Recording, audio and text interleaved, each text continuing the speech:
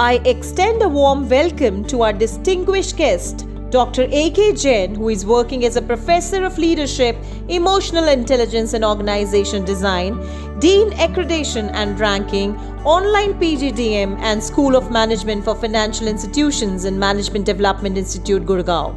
He has established a Center of Excellence for Indian Thought and Management. Professor Jain is a visiting professor to several international universities including Aarhus University, Denmark, IULM University, Milan, Italy, University of Free State, South Africa, and Indian Institute of Management, Lucknow, Ranchi, Bodh Gaya, and Kozhikode. Professor Jain has received an award for extraordinary performance for Aarhus University for his research and publication and from National Academy of Psychology, India.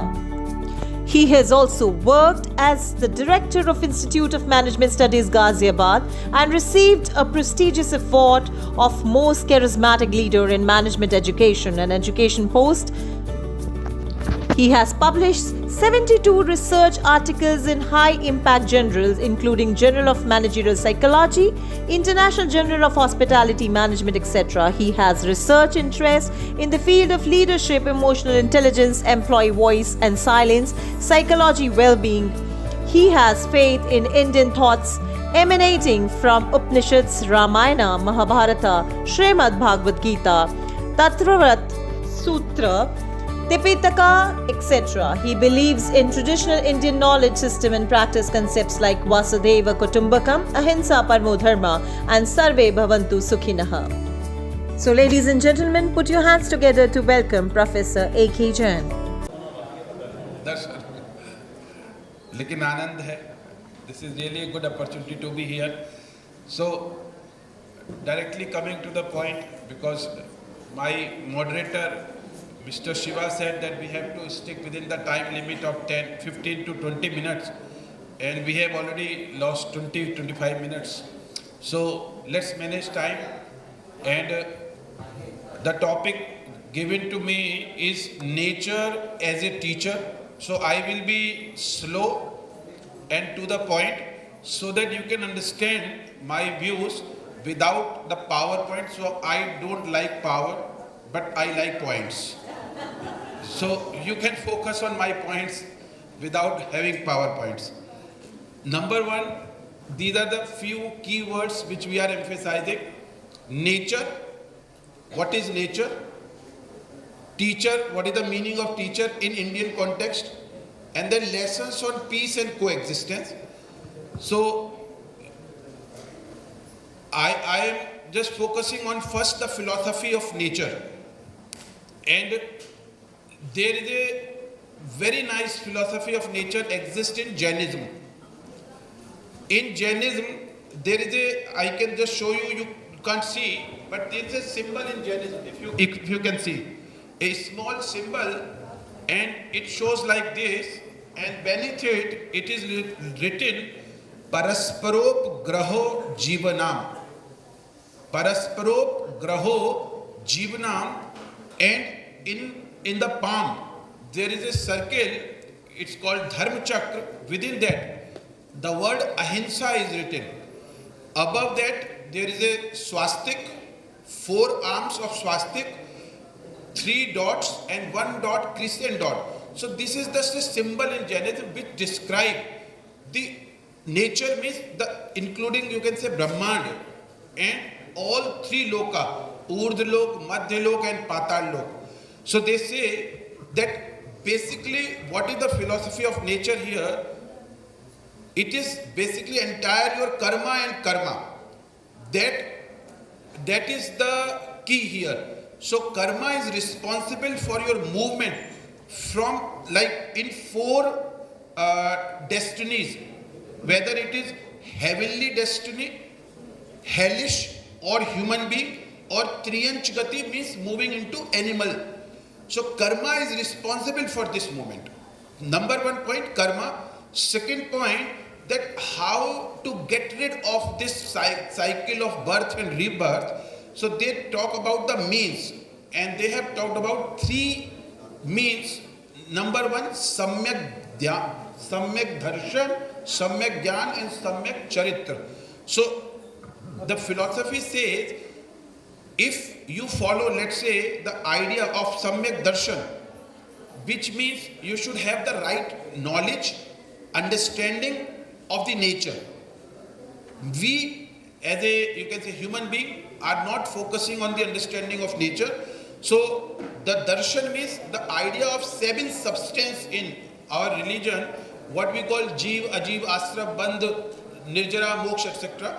The second point is knowledge, Samyak Gyan, which talks about the concept of Anikantvad. It means the reality is having many aspects.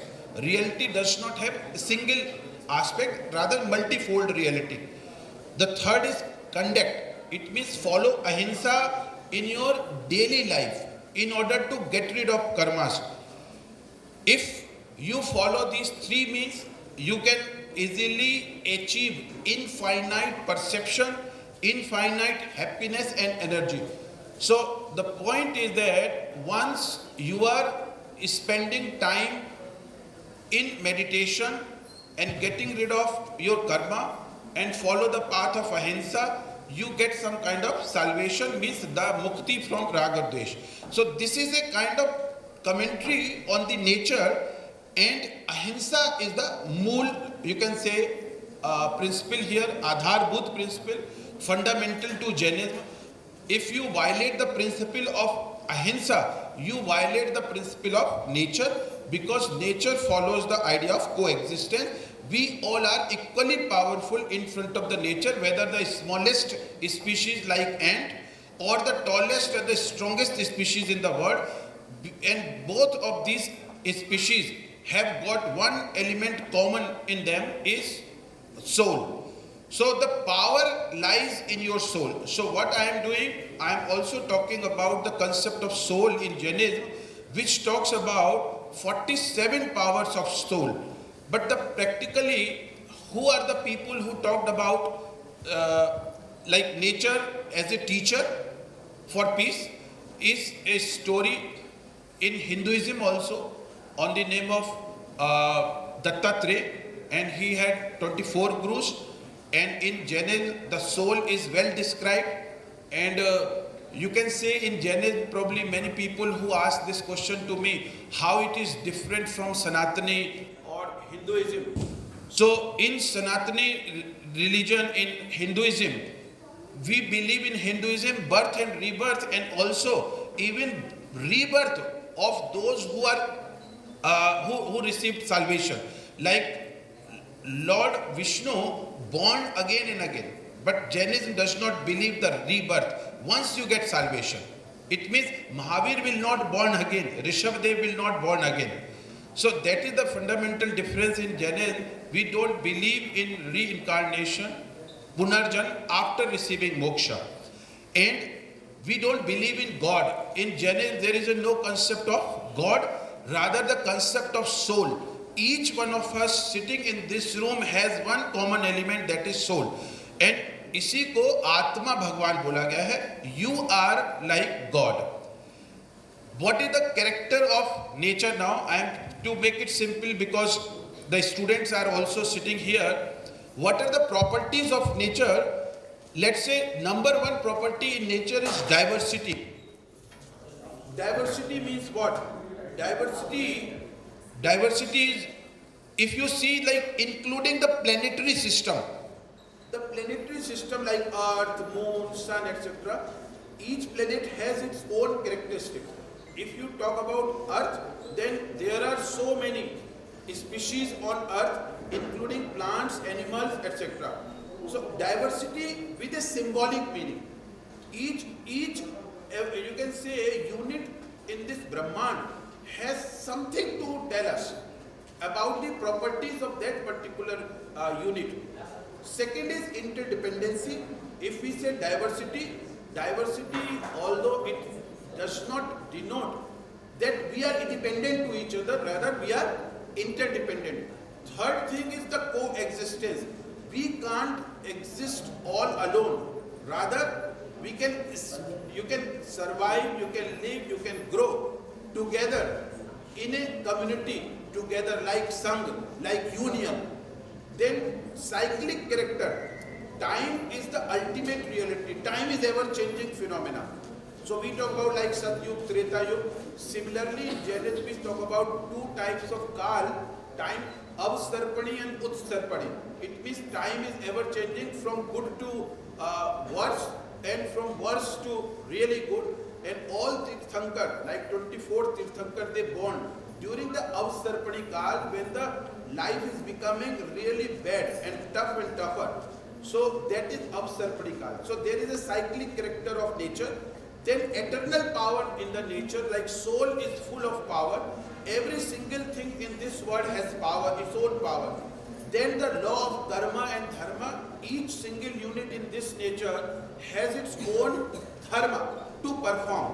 Every single thing in this nature you look around is performing its duties. Then selflessness. The nature teaches us some kind of selflessness. So there is a chaupai in Ramcharitmanas which says, "Parhit sarsi dharma nahi bhai." So selflessness is interwoven within the concept of nature.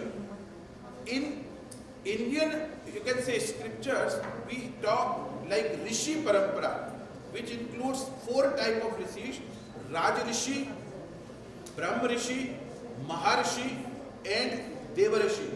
Here, especially I would like to focus or take your attention on Maharshi.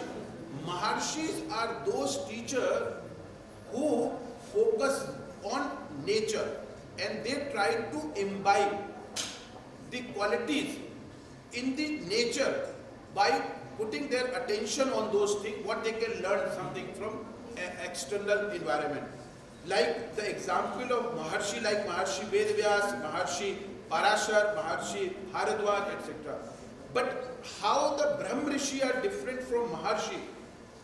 For Brahm Rishi, the entire focus is on their soul, inner being. They don't focus on the external.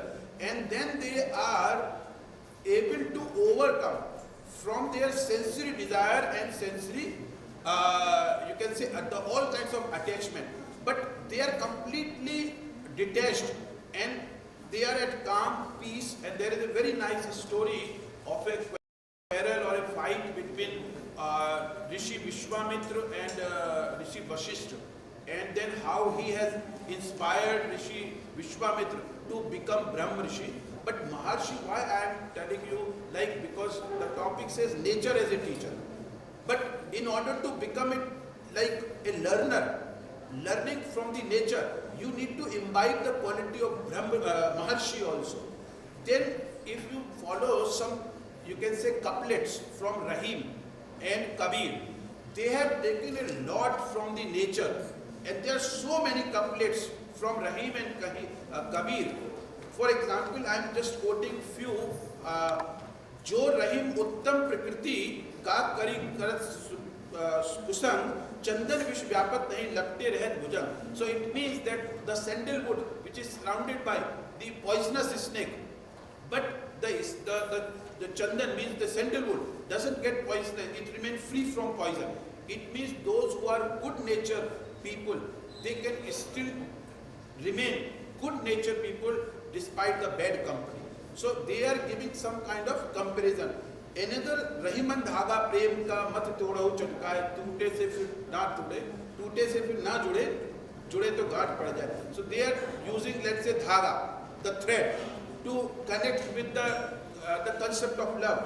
Then bade badai na kare, then they are comparing the quality of a great human being, that you should not admire yourself or appreciate yourself or don't say too much about yourself, because the hira, like diamond, does not know the quality, how precious it is.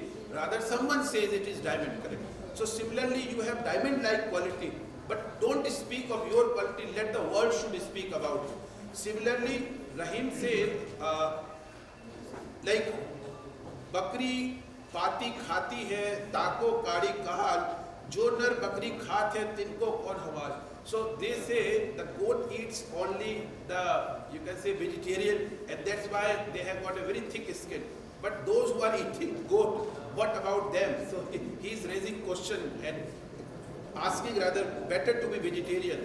Similarly, like वृक्ष कबहु न फल बके नदी न साँचे नीर परमारथ के कारणे साधु धरा शरीर. It means that he is comparing with the trees and the ponds and the river, that they don't drink their own water, the trees don't eat their fruits.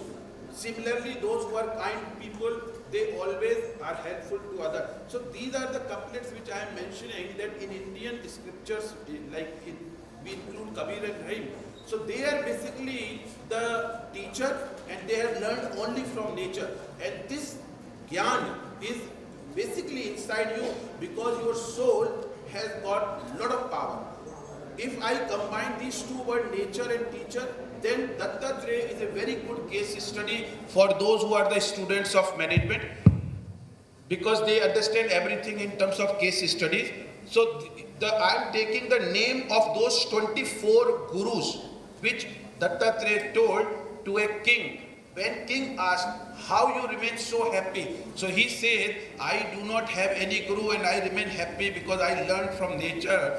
And then he has given the 24 things, which probably I should mention here just for your reference point.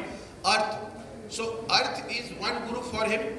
Air, space, water, fire, moon, pigeon, python, sea, moth, honeybee, male elephant, honey thief, deer, fish, pingala, bird of prey, hawk, child, unmarried girl, arrow smith, serpent, spider and caterpillar. So it means he has learned many qualities from the nature by looking at these examples around him.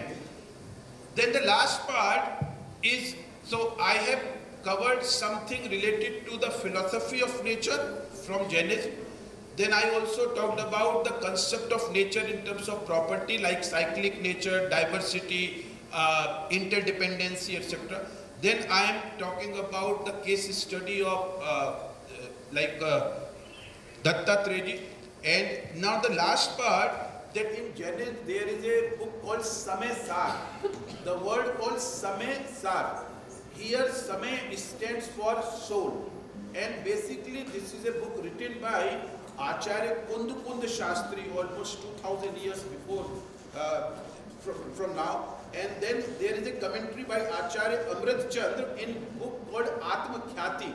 In this book they talked about 47 powers of soul.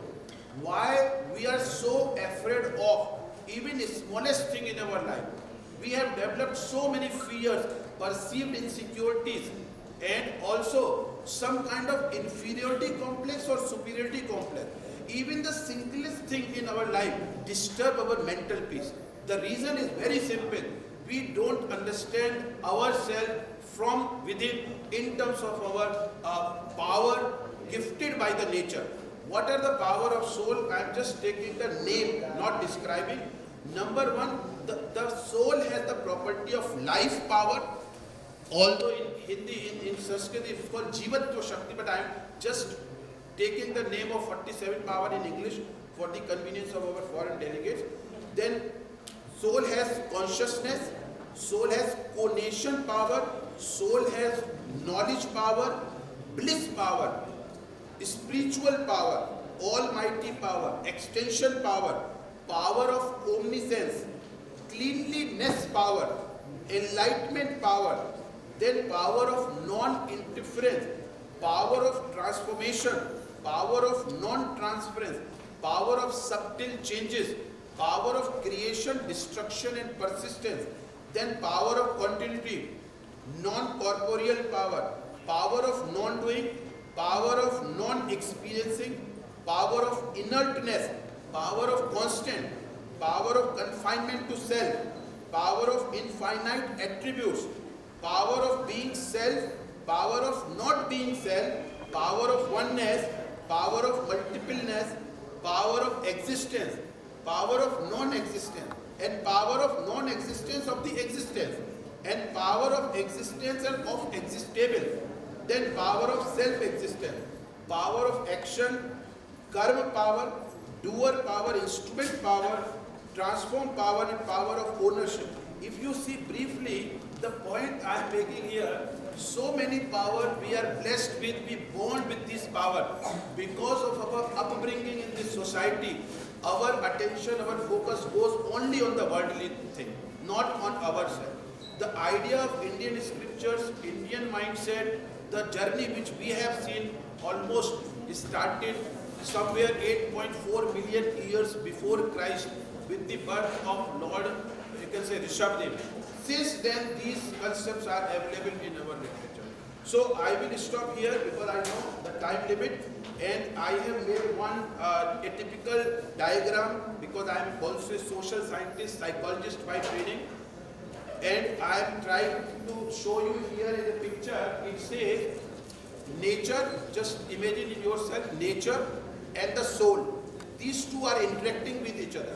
When the soul, nature interact with the nature, it results into the idea of interdependency. I am not complete, I am complete in connection with the nature because your survival is within nature. And if you believe we are interdependent, then what will happen? It will bring the idea of coexistence. We will have a faith in coexistence. And this coexistence will lead towards peace and well-being of the world. And the result is Vasudhaiva Kutumbakam. Vasudhaiva Kutumbakam is not the process, rather the end goal when your soul interact with the nature. So thank you very much for your patience.